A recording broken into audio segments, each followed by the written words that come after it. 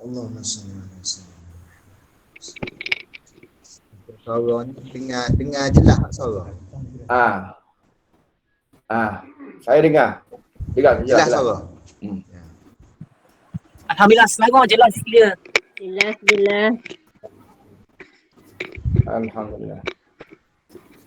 Alhamdulillah jelas Ustaz. Sabah dengar, Kota Kinabalu dengar. Ya, Sabah pun ada. Sabah. Sabah ramai ni, Sabah. Selangor, Perak. Rata-rata ni. Kuala Lumpur. Kalau tak faham Saya dari bahasa tu, Johor. kalau tak faham bahasa tu lu jelaslah Syekh ni. Haji Apa. Tak apalah ya, ustaz orang muda tak apalah, ajar-ajarlah, bolehlah. Mudah-mudahan kita punya boleh apalah. Boleh faham insya-Allah. Okey. Silakan Ustaz. Silakan. Alhamdulillah. Auzubillahi Saya dari Kelantan. Bismillahirrahmanirrahim. Assalamualaikum warahmatullahi taala wabarakatuh. Waalaikumsalam warahmatullahi wabarakatuh. Alhamdulillah. Asrafil anbiya'i wal mursalin wa ala alihi wa sahbihi ajma'in. Amma ba'd. Jadi kita baca kata pengarang dia, kata-kata pengarang. Boleh?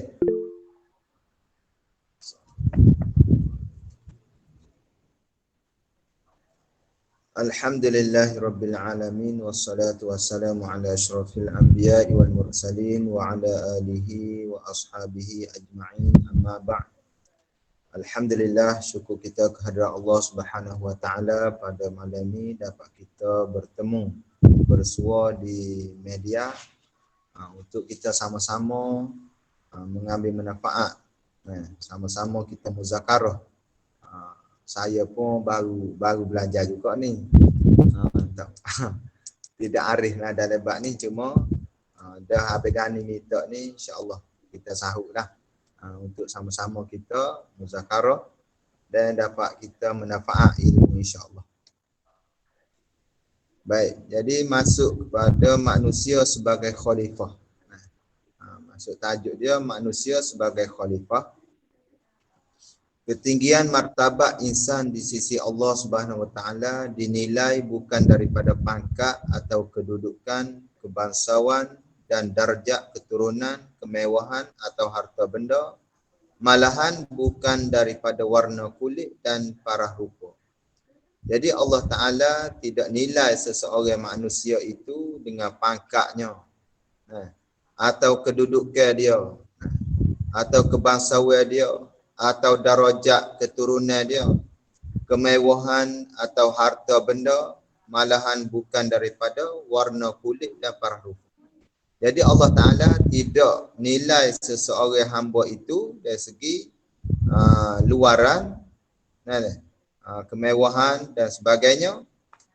Nilai sebenar kewujudan insan yang dilantik sebagai khalifah Allah Subhanahu wa taala di muka bumi ini dirangkumkan dalam satu kalimah yang mudah sebutannya tetapi begitu bermakna pengisian dan penghayatannya.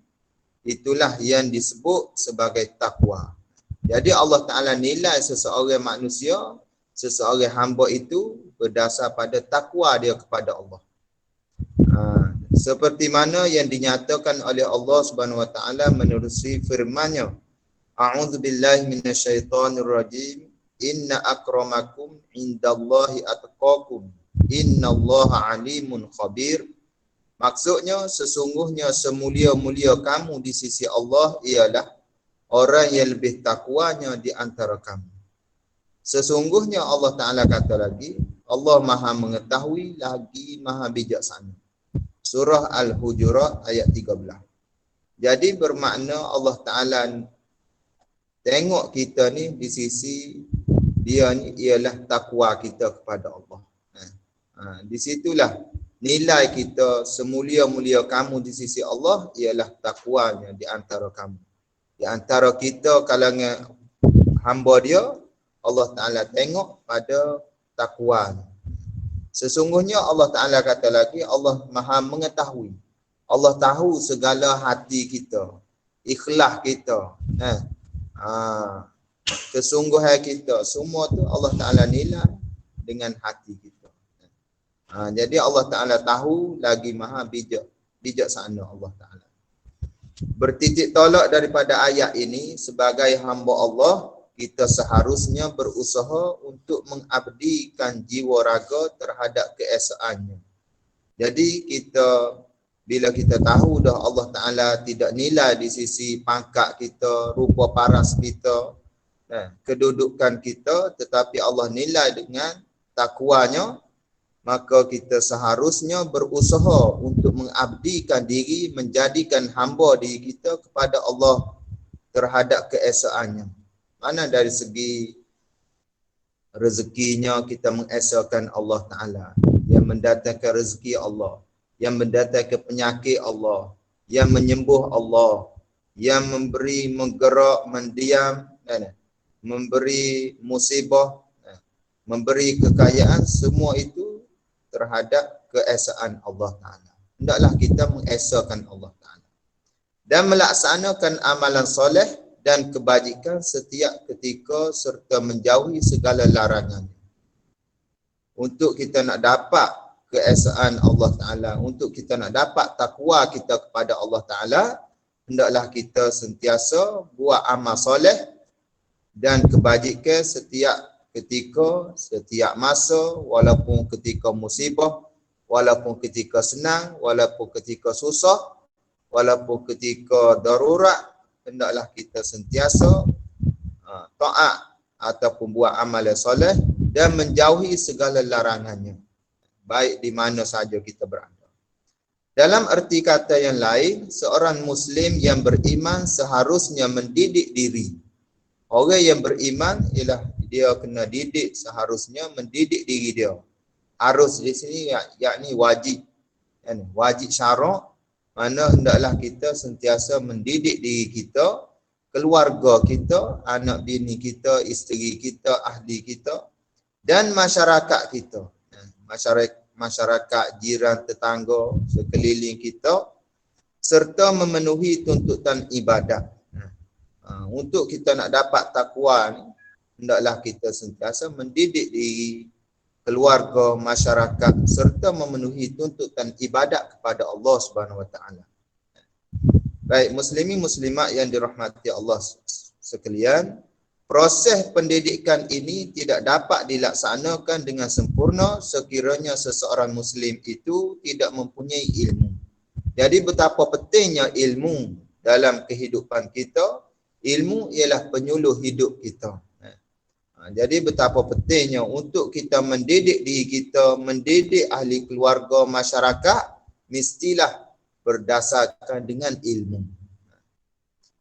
Atau memahami perkara-perkara asas dalam Islam. Memahami perkara asas, yakni fardu ain lah. Fardu ain dalam bab tauhid kita kepada Allah, bab fiqhnya kepada Allah, dan tasawufnya. Jadi ilmu yang wajib kita belajar, ilmu yang syarak Allah dan Rasul menyuruh kita belajar ialah 3 ilmu asas. Asal ilmu yang wajib kita tahu ialah pertama ilmu tauhid, kerana tauhid ni untuk kita mengesahkan Allah Ta'ala. Dalam pegangan hati kita sentiasa mengesah kepada Allah. Dalam menghidup, memati, beri sakit, beri sembuh, beri makan, beri mudarat, semua Allah Ta'ala, hakikat sebenar itu. Jadi ilmu tauhid asas. Yang kedua, wajib kita belajar ilmu fiqh. Ilmu fiqh ni untuk menyempurnakan ibadat-ibadat kita. Baik ibadah, munakahat, jinayah, semua tu ilmu fiqh. Nak betul sembahyang kita, puasa kita, haji kita, zakat kita, semua tu wajib kita belajar ilmu fiqh. Dan yang ketiga ilmu yang wajib kita belajar ialah ilmu tasawuf. Ilmu tasawuf ni ilmu untuk mencucikan hati kita. Ilmu batin pun orang panggil. Ataupun ilmu akhlak untuk menyucikan hati kita, untuk bersihkan hati kita dan anggota zahir kita. Kerana anggota zahir ni melambaikan hati kita. Anggota zahir, tujuh anggota, kaki, tangan, mulut, telinga, semua ni melambangkan hati kita. Jadi hati sebagai ibarat seperti raja. Bila raja baik, maka baiklah segala anggota zahir. Jadi hendaklah kita belajar ilmu tasawuf.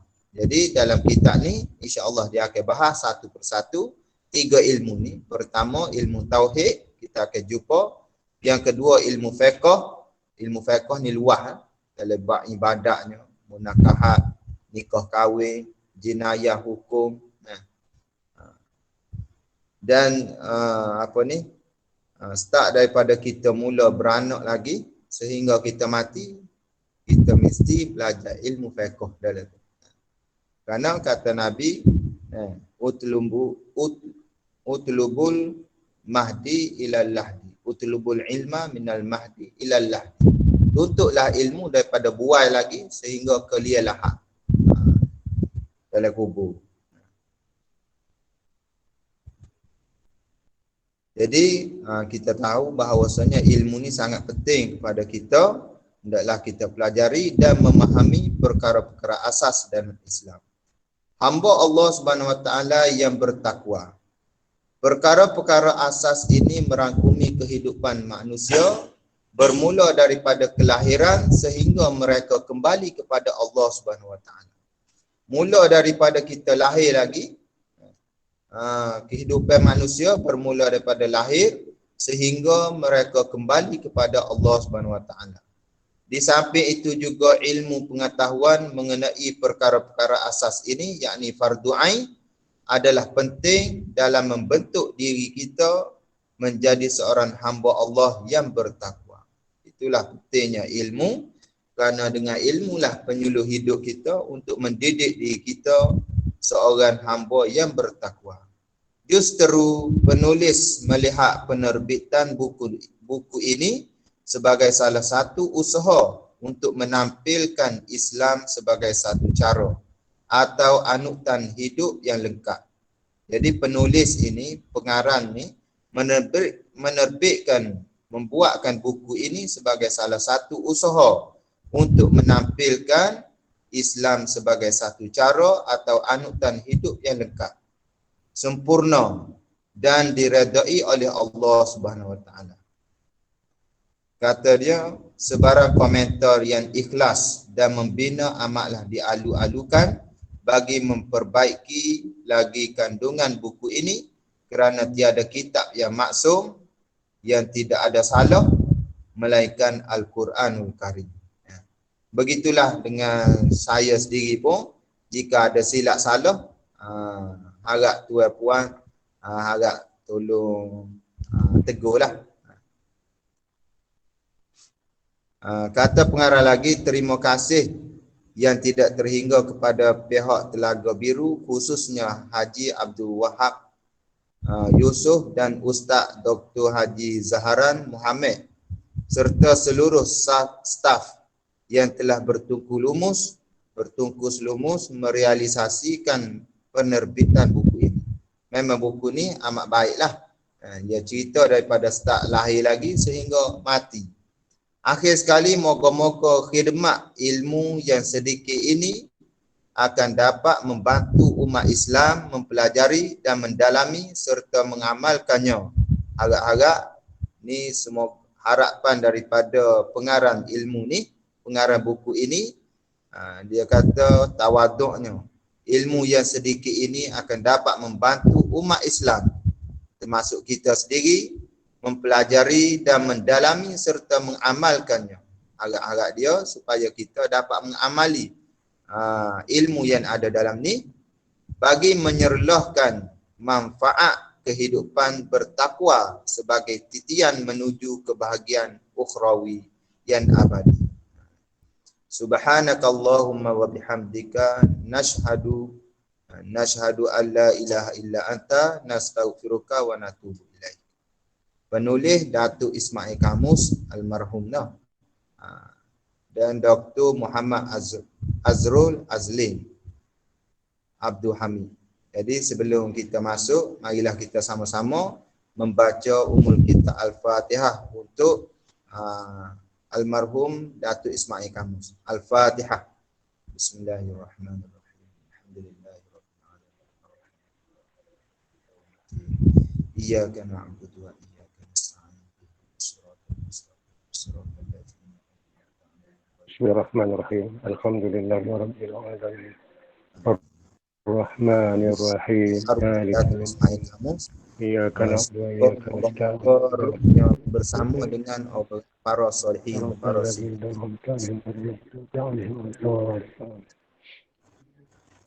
Baik, kita masuk kepada firman Allah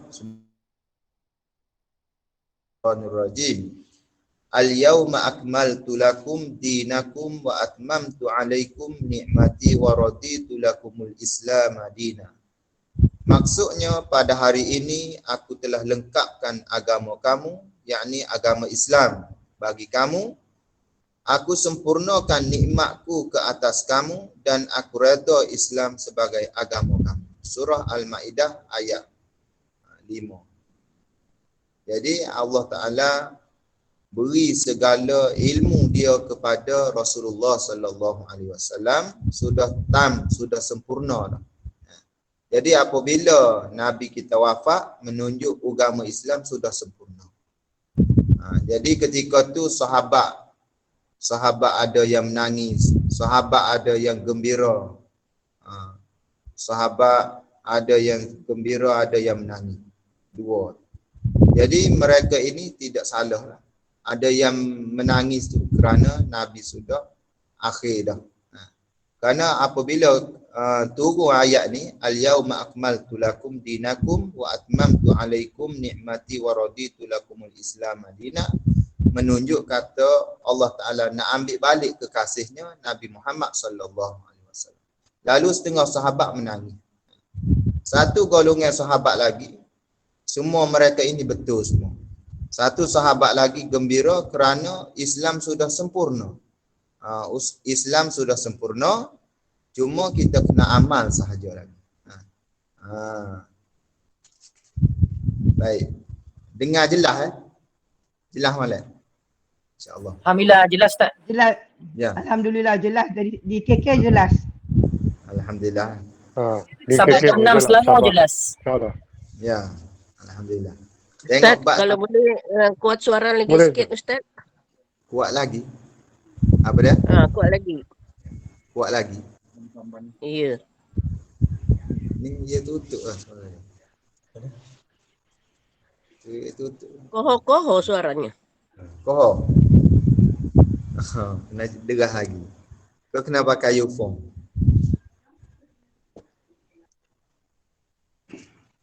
Saya okey ni. Okey. Kuat. Kuat dah. Ini di Johor jelas. Johor jelas. Okey. Ini jelas, ini jelas. Jelas. Jelas. Alhamdulillah jelas. Jelas. Alhamdulillah. Jadi saya minta maaf lah kalau bahasa tu kurang faham sikit sebab saya ni orang Kelantan bekak payah. Baik, kita masuk kepada bab yang pertama, bab 1, syariat kelahiran. Bismillahirrahmanirrahim. Sabda Nabi sallallahu alaihi wasallam, "Wulidali gulam fa ataitu bihin nabiyya sallallahu alaihi wasallam fasammahu Ibrahim wa hannakahu bitamratin." Maksudnya, aku telah mendapat seorang anak, kata sahabat Nabi. Aku telah mendapat seorang anak, kemudian aku membawanya kepada Nabi sallallahu alaihi wasallam. Baginda menamakannya Ibrahim. Lalu mentahnikkan, yakni memecahkan mulutnya dengan sebiji kurma. Kalau orang kampung kata, belah mulut. Ambil biji kurma, masuk dalam mulut kanak-kanak. Hadis riwayat Abu Burdah daripada Abu Musa radhiyallahu anhu. Tengok muka surat 2. Tangisan bayi bergema memecah keheningan suasana kehadiran ahli keluarga baru itu memang dinanti-nantikan khususnya oleh si ibu dan juga si bapa. Kelahiran bayi sebagai penghubung jambatan kasih suami isteri adalah suatu rahmat Allah Subhanahu Wa Taala yang tidak ternilai harganya. Jadi pengarang kata tangisan bergema memecah keheningan suasana ketika kelahiran bayi. Kehadiran ahli keluarga baru itu memang dinanti-nantikan khususnya oleh si ibu dan juga si bapa. Jadi orang yang berkahwin sudah semestinya dia ni niat dia nak dapatkan zuriat. Kenapa? Kerana kelahiran bayi sebagai penghubung jambatan kasih suami isteri adalah suatu rahmat Allah Subhanahu Wa Taala yang tidak ternilai harganya. Jadi rahmat Allah, kasih sayang Allah beri kepada seorang isteri, suami terhadap anaknya dan yang tidak ternilai harganya. Nikmat yang Allah Ta'ala beri kepada kita, setiap orang ada anaknya, itulah harga yang tidak ternilai. Harta yang tidak ternilai ialah anak kita. Nak banding jika orang mari nak beli anak kita. Jika orang nak beli anak kita dengan 1 juta, kita nak bayar, nak jual. Itulah ibaratnya ternilainya seorang anak yang Allah Ta'ala beri kepada kita. Tidak ada nilai. Kesempurnaan Islam tergambar dengan jelas dari peringkat awal kelahiran insan. Kesempurnaan Islam tergambar dengan jelas dari peringkat awal kelahiran insan. Kegembiraan menimang cahaya mata yang sekian lama ditunggu seharusnya disempurnakan menurut lunas-lunas Islam tentukan. Jadi bila kita dapat anak, itulah kelahiran peringkat awal kelahiran insan dan kegembiraan menimang cahaya mata kita apabila dapat zuriat kita, maka kita gembira yang sangat. Yang mana sekian lama ditunggu seharusnya disempurna menurut lunas-lunas yang Islam tentu. Jadi apabila kita dapat nikmat, maka hendaklah kita gunakan nikmat itu mengikut lunas-lunas cara hidup Islam yang Islam tentukan.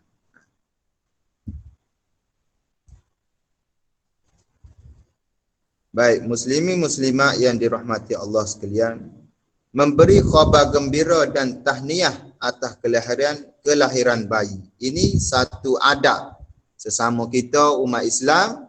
Apabila jiran kita, saudara mara kita mendapat cahaya mata, hendaklah kita ucap tahniah, satu kegembiraan. Kerana Allah Subhanahu Wa Taala berfirman, fabasyarnahu bighulamin halim. Maksudnya, maka kami berikan khabar gembira kepadanya dengan kelahiran seorang anak yang sangat lemah lembut. Jadi Allah Ta'ala berfirman, maka kami berikan khabar gembira kepadanya dengan kelahiran seorang anak yang sangat lemah lembut. Allah Ta'ala beri gembira kepada kita dengan Allah Ta'ala melahirkan zuriat kita. Adapun kita sesama Islam, kita ucap tahniah, terima kasih atau tahniah di atas kelahiran dia. Surah Al-As-Saffat ayat 37. Kelahiran bayi merupakan satu khabar gembira bagi setiap insan. Semua orang gembira kecuali orang yang tidak ada akal. Jadi orang yang ada akal, sempurna keislaman dia, maka dia tentu gembira kerana dapat nikmat yang Allah Ta'ala beri yang tidak ada nilai. Justru orang-orang Islam yang mendengar khabar gembira ini perlu bersegera meraihkan kegembiraan tersebut. Apabila kita dengar seorang saudara kita, jiran kita mendapat anak, maka hendaklah segera kita meraihkan kegembiraan tersebut. Itulah satu ukhuwah Islamiah yang diajar oleh Rasulullah sallallahu alaihi wasallam dan Allah Taala mengajarkan hamba dia. Jika kita menyoroti sirah peribadi agung Nabi Muhammad sallallahu alaihi wasallam, kita akan mendapati bahawa ketika baginda dilahirkan, Suwaibah, yakni hamba kepada Abu Lahab. Suwaibah telah memberi khabar gembira kepada Abu Lahab yang ketika itu menjadi majikannya, menjadi tuannya, dengan mengatakan telah lahir seorang anak lelaki daripada Abdullah. Jadi Suwaibah memberitahu kepada tuannya, yakni Abu Lahab, bapa saudara Nabi, yang mana Abdullah telah mengeluarkan anak. Abdullah telah mendapat seorang anak laki-laki, yakni Nabi kita Muhammad sallallahu alaihi wasallam. Maka Abu Lahab pada ketika itu dengan serta-merta memerdekakannya Suwaibah kerana terlalu gembira. Jadi Abu Lahab walaupun dia kafir pun, dia terlalu gembira apabila mendapat tahu bahawasanya anak saudara dia dilahirkan. Ucapan tahniah terhadap pasangan yang menerima cahaya mata merupakan salah satu cara meraikan kegembiraan tersebut. Kita ucap tahniah kerana kau dapat anak. Tahniah itu adalah satu ucapan yang mana semua orang tahu cara untuk kita meraikan kegembiraan tersebut. Tujuan apa untuk gitu? Tujuan menyampaikan khabar gembira ini adalah untuk menanamkan perasaan kasih sayang dan membina kesatuan sesama umat Islam. Inilah Islam ajar kita ikhwah dan ukhuwah bersama kita sesama Islam untuk melahirkan rasa kasih sayang. Kita tumpang gembira kerana saudara kita mendapat cahaya mata, mendapat nikmat dan seterusnya. Dapat kerja ke, ikutlah. Janji nikmat daripada Allah, maka kita kena ucap tahniah, satu kegembiraan. Menunjuk kata kita gembira juga, kita tumpang gembira juga di atas nikmat yang Allah Ta'ala beri kepada saudara kita. Berikut merupakan perkara-perkara yang disunatkan untuk kita lakukan dengan kelahiran bayi. Seperti pertama, apabila kita dapat bayi, dapat anak, perkara yang sunat yang diajar oleh Rasulullah sallallahu alaihi wasallam, yang pertama azan dan iqamah. Islam mensyariatkan agar azan dilaungkan di telinga kanan dan iqamah di telinga kiri bayi. Tak kira bayi itu laki-laki ke atau perempuan ke, azan sebelah telinga kanan dan iqamah di telinga kiri.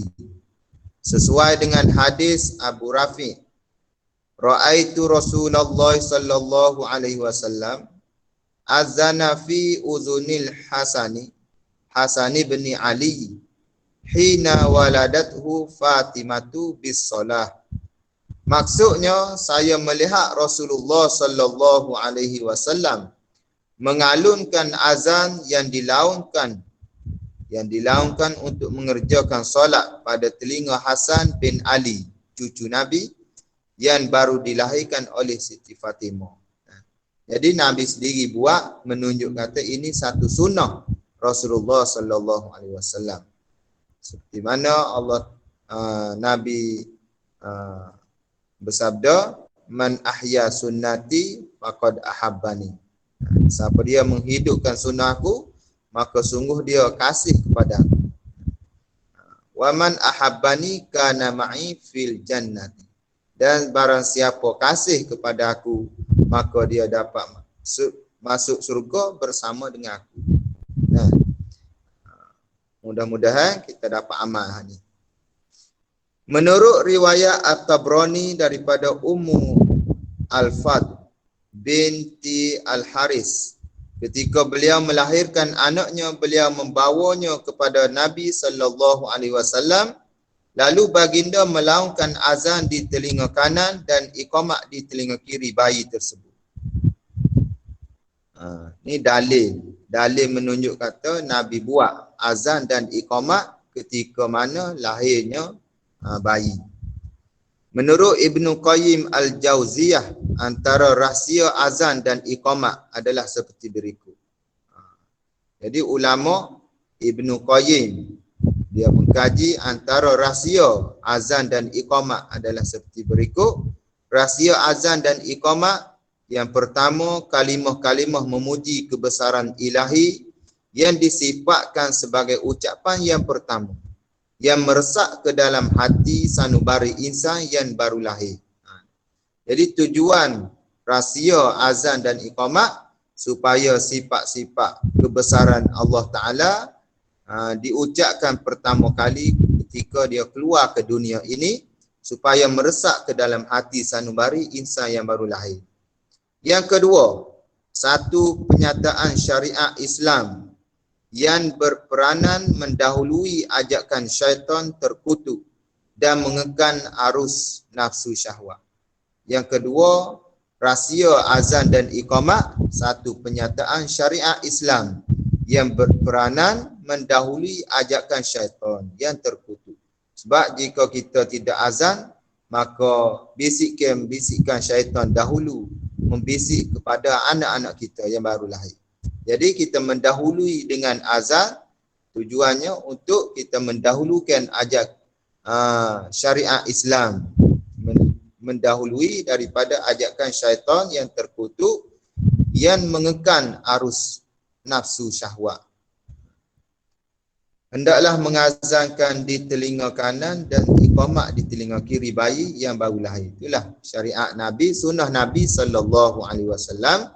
Tidak kira bayi perempuan ke ataupun bayi laki-laki sama.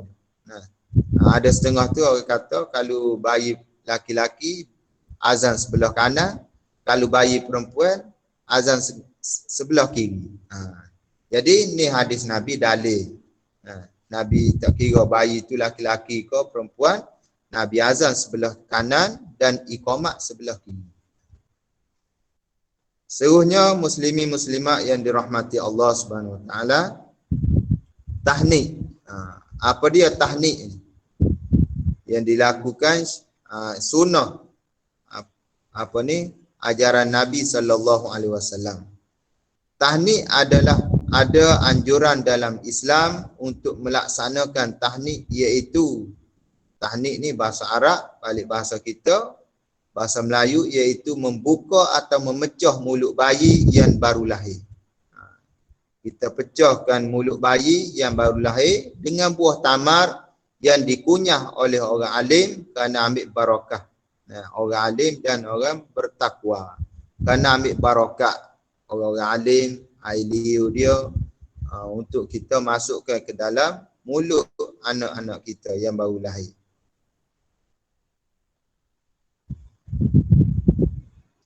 Isi buah tamar yang telah dikunyah itu diletakkan di atas jari telunjuk. Ni cara Nabi ajar kita ni. Isi buah tamar yang dikunyah tu diletakkan di atas jari telunjuk dan dimasukkan ke dalam mulut bayi, ke kiri dan ke kanan mulut. Kita gosoklah. Masuk tangan kita tu kita gosok kiri kanan.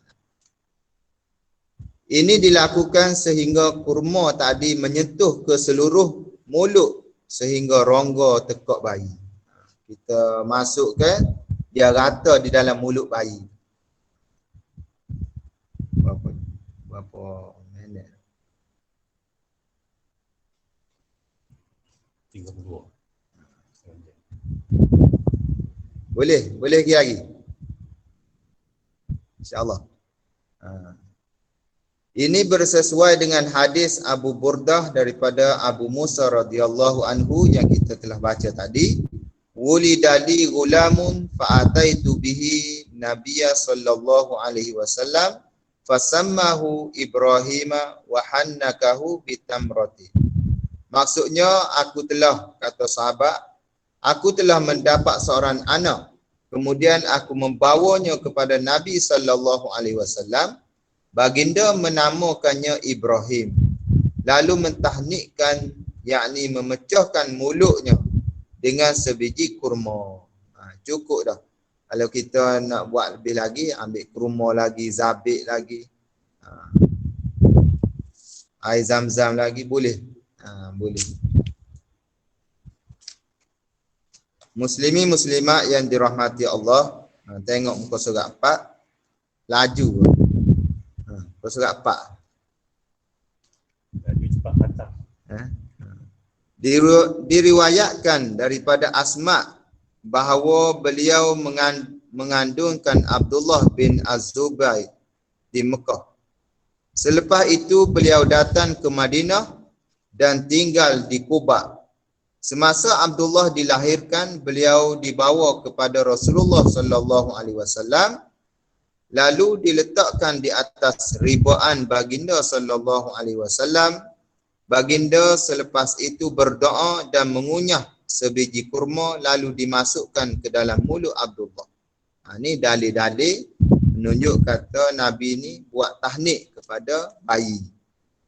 Antara hikmah amalan tahnik ini, apa dia hikmah kita buat tahnik pecah mulut ataupun belah mulut bayi ni, adalah untuk menguatkan saraf mulut bagi mempersiapkan bayi berkenaan untuk menghisap susu dengan sempurna. Jadi hikmah kita mentahnikkan bayi yang baru lahir ni kerana untuk menguatkan saraf mulutnya, orat mulut dia, bagi mempersiapkan bayi berkenaan untuk menghisap susu dengan sempurnanya. Jadi semua yang Nabi buat ni adalah satu hikmah. Seandainya kurma sukar didapati, jika kita tidak ada kurma, bolehlah digantikan dengan manisan lain seperti gula dan madu lebah. Jadi kalau tidak ada kurma, bolehlah kita ganti dengan gula atau madu lebah. Muslimi muslimat yang dirahmati Allah sekalian, serunya memberikan nama yang baik kepada bayi. Tengok, memberi nama yang baik. Tuntutan memilih nama-nama yang elok dan mempunyai makna yang baik amat dah dianjurkan oleh Islam. Kerana nama ni memainkan peranan juga di dalam mendidik anak-anak kita. Jika nama baik, insya-Allah kita ambil tafaul sempena baik dengan nama itu, maka insya-Allah anak kita pun baik juga. Sebenarnya pemilihan nama-nama yang baik ini sedikit sebanyak boleh mempengaruhi sifat peribadi dan akhlak seseorang Muslim. Jadi nama pun menjadi satu peranan penting juga untuk mempengaruhi sifat peribadi akhlak seseorang Muslim. Tapi atas kita lagi lah, kita kena ajar agama, kena hantar dia belajar agama. Tidak cukup dengan nama baik. Nama baik satu sunnah dah. Abu Daud meriwayatkan daripada Abu Darda radhiyallahu anhu bahawa Rasulullah sallallahu alaihi wasallam pernah bersabda, "Innakum tud'auna yaumal qiyamah bi asma'ikum wa asma'i abaikum fa ahsinu asma'akum." Sabda Rasulullah sallallahu alaihi wasallam maksudnya, sesungguhnya pada hari kiamat kelak, kata Rasulullah, kamu semua akan dipanggil menghadap Allah Subhanahu Wa Taala dengan nama-nama kamu dan nama-nama bapa kamu. Oleh itu, kata Rasulullah, perelokkanlah nama-nama kamu. Kerana di akhirat esok, Allah Taala akan panggil nama kita. Kalau nama baik, alhamdulillah.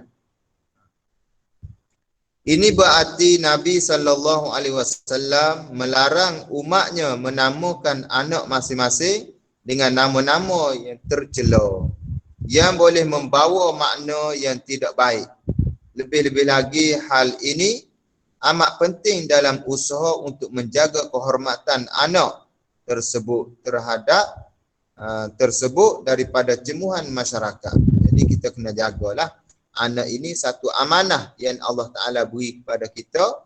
Maka kita nak suruh anak kita jadi baik, maka nama pun kita kena bubuh nama-nama yang baik. Letak nama-nama yang baik. Kerana Rasulullah suruh. Islam telah menggariskan panduan untuk kategori nama-nama anak yang baik seperti berikut. Nama-nama yang digalakkan. Pertama, nama-nama yang digalakkan dalam Islam.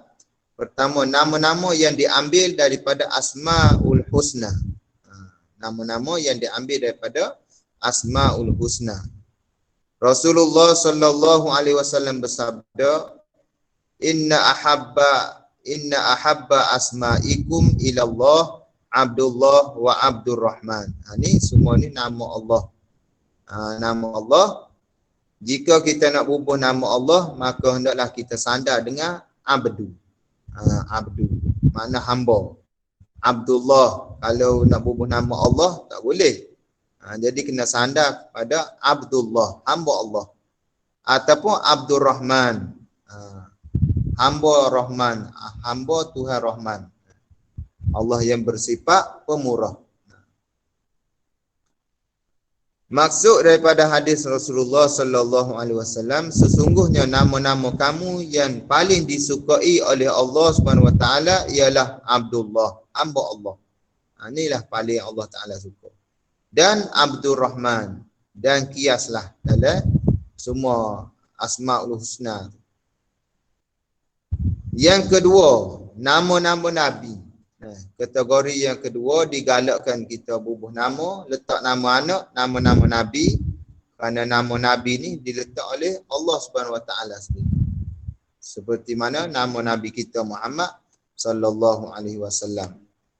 Rasulullah sallallahu alaihi wasallam bersabda, innahum kanu yusammuna bi anbiya'ihim was-salihin qablahum. Maksud daripada hadis Rasulullah sallallahu alaihi wasallam, sesungguhnya mereka menamakan anak-anak mereka dengan nama-nama nabi dan orang-orang soleh yang hidup sebelum mereka. Jadi kita nak letak nama, lebih baiklah kita cari-cari nama-nama nabi rasul dan nama-nama orang-orang soleh yang hidup sebelum kita ni. Kita tahu sejarah dia. Tapi akhir-akhir zaman ni ramai orang ambil nama-nama artis. Letak nama artis. Bila kita nak tahnik, nak baca pun susah. Nama dia. Inilah berlaku Panjang pada lagi nama itu, Ustaz. Ya. Satu orang sampai 2-3 nama lah. Ya. Panjang nama. Yang ketiga, nama-nama para sahabat. Nama-nama para sahabat. Nama para sahabat Rasulullah sallallahu alaihi wasallam ni semua ni nama-nama yang baik, seperti Abu Bakar, Umar, Utsman, Ali, Sa'ad, Zubair dan lain-lain lagi lah. Semua ni nama-nama sahabat yang kita tahu sejarahnya hebat, perjuangannya dalam menegak Islamnya. Elok dijadikan pilihan untuk nama-nama anak. Jadi banyak lagi nama-nama orang soleh, sahabat, nama Nabi, nama-nama Asmaul Husna.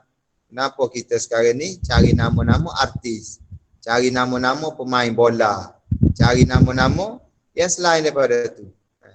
Jadi inilah pentingnya ilmu. Sebab itulah pentingnya ilmu untuk kita membimbing diri kita dan anak keluarga kita dan masyarakat kita. Mereka terkenal, sahabat-sahabat ni, mereka terkenal sebagai ahli ibadah. Pemimpin yang adil, Abu Bakar, Umar. Pahlawan terbilang, Ali. Pemikir agung, penghafal Al-Quran, Utsman. Dan pewaris dan perawi hadis yang ulung, penghafal. Jadi mereka ini sahabat-sahabat Nabi ni, kita sudah kenal mereka ini ahli ibadah, pemimpin yang adil, pahlawan terbilang. Inilah sebagai idola kita. Sepatutnya kita letak nama-nama mereka ni sebagai idola kita. Ambil tafaul, sempena baik nama anak kita, harap-harap dia mengikut jejak langkah mereka ini. Orang yang diredai oleh Allah Subhanahu wa taala. Terdapat juga beberapa kategori nama yang dilarang diberi kepada anak-anak yang baru lahir. Ini nama-nama yang dilarang oleh Allah Subhanahu wa taala. Nama-nama yang dilarang, nama-nama buruk yang menjadi jemuhan masyarakat dan menjatuhkan maruah anak. Seperti sarik. Sarik ni artinya pencuri. Sarik makna pencuri. Yang kedua, asyiyah. Asiyah perempuan pelaku maksiat. Asiyah. Ain sa'yata. Asiyah. Pelaku maksiat, perempuan pelaku maksiat. Yang ketiga, kilab. Kilab artinya anjing. Anjing-anjing. Jadi inilah pentingnya kita kena ada ilmu. Kalau tidak ada ilmu, memang susah lah. Jadi terjebak dengan benda-benda yang tidak baik. Yang seterusnya yang keempat, jahil. Jahil mana bodoh. Ini dilarang nama-nama begini. Kerana boleh menyebabkan pengaruhi anak kita dan menjadi cemuhan masyarakat, jatuh maruah anak kita. Seterusnya yang kedua, nama-nama khusus seperti Allah Subhanahu Wa Taala, seperti Ahad. Tidak boleh kita letak nama anak kita Ahad. Kerana ini khusus kepada nama Allah. Ahad, Ilahi, ataupun nama Allah. Tak boleh. Baik, yang ketiga, nama-nama yang tidak sesuai seperti Malikul Amlak. Malikul Amlak, yakni raja kepada segala raja. Raja segala raja ni Allah Ta'ala sahaja. Tidak ada raja segala raja, melainkan Allah. Aflah. Yang kedua, aflah, dapat kemenangan. Aflah mana dapat kemenangan. Yang ketiga, yasar, pihak kiri. Ini semua nama-nama yang tidak sesuai. Tidak sesuai. Yang keempat, nama-nama dengan sebutan abdu, hamba. Abdu ni makna hamba yang dikaitkan dengan sesuatu selain daripada Allah. Selain daripada Allah. Seperti Abdul Uzza. Abdul Uzza ni maknanya hamba berhala. Nama Uzza. Jadi berhala zaman dulu bernama Uzza. Jadi tak boleh kita letak nama Abdul Uzza. Abdul Uzza. Maknanya hamba berhala Uzza nama. Yang kedua, Abdul Ka'bah. Abdul Ka'bah, hamba kepada Ka'bah. Tak boleh kita letak nama Abdul Ka'bah. Yang ketiga, Abdul Fulus. Abdul Fulus, hamba wang, hamba duit. Tak boleh kita letak nama begitu. Seterusnya, pengurusan uri. Takat tu dulu lah. Boleh? Kita berhenti. Kita tangguh dulu insya-Allah. Setakat tu dulu. InsyaAllah kita sambung minggu depan pula. InsyaAllah. Boleh? InsyaAllah boleh. Alhamdulillah. Jadi Sebagai mukadimah lagi. Sebagai mukadimah pada malam ni, setakat tu saja dulu. Jadi yang berharaplah minta maaf di atas silap salah, tersasul, bahasa pun kita tak biasa mana kan. Moga dengar. Okey, alhamdulillah. Alhamdulillah Ustaz, dah cukup alhamdulillah. Okey. Jadi insya-Allah. Alhamdulillah. Ustaz, Assalamualaikum Ustaz. Mau tanya sikit Ustaz sebelum habis ni Ustaz. Ini pasal nama-nama ni Pak Ustaz. Nama-nama macam kalau di Malaysia ni barangkali boleh kita ikut nama-nama di Malaysia ni bahasa Arab sebagainya. Tapi kalau macam di Indonesia, macam di Malaysia ni banyak gunakan macam Muhammad Zikri, Muhammad Utuh dan sebagainya. Ini perlu juga kita ubah ke Ustaz? Sebab saya difahamkan banyak orang yang pergi Mekah tu Ustaz. Orang pergi Mekah. Bila balik dia tukar nama. Ada yang tak sedap bunyinya, balik dia tukar nama. Biasanya begitu kan Ustaz? Kalau buat dicantik dan terpaksa mendaftar lagi di Jabatan Pendaftaran Negara ya, mengubah lagi Ustaz. Ya. Macam mana pandangan Ustaz? Iyalah. Kalau nama kurang baik ke, kurang senang, baik ubahlah. Ubah boleh sekarang ni. Ubah. Boleh ubah. InsyaAllah. Tapi sudah tua-tua ni Ustaz, sudah umur 60-70, baru pergi haji. Lepas berhaji, tukar nama. Allah. Yalah. Tak apa, moga sebab iyalah kita baru dapat tahu. Mungkin kita baru tahu. Jadi kita nak berubah dari segi diri kita. Tukar panggilan saja. Boleh juga. Tukar panggil. Maksudnya kalau tak mau tukar secara resmi, katalah nama Abdul Fulus tadi. Abdul Buluh, ya. Kita panggil dia Abdul Rahman. Tukar. Secara tak resmi kita panggil.